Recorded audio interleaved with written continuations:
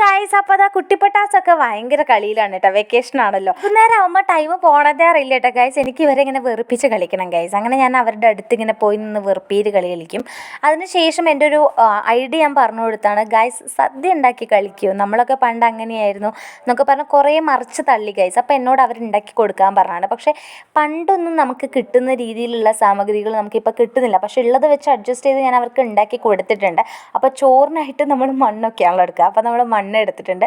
അങ്ങനെ സാമ്പാർ, അവിയൽ, ഉപ്പേരി, പച്ചടി, അങ്ങനെ എല്ലാം സാധനങ്ങൾ നമ്മൾ സെറ്റാക്കിയിട്ട് അവർക്ക് കാണിച്ചു കൊടുത്തിട്ടുണ്ട് ഗൈസ് ഇങ്ങനെയൊക്കെയാണ് കളിക്കുക എന്നുള്ള രീതിയിൽ. അപ്പോൾ അവർക്ക് ഏകദേശം ഒരു ഐഡിയ കിട്ടിയിട്ടുണ്ട്. ആ ഒരു രീതിയിലാണ് അവരെന്നും ഇപ്പം കളിച്ച് പോകുന്നത്.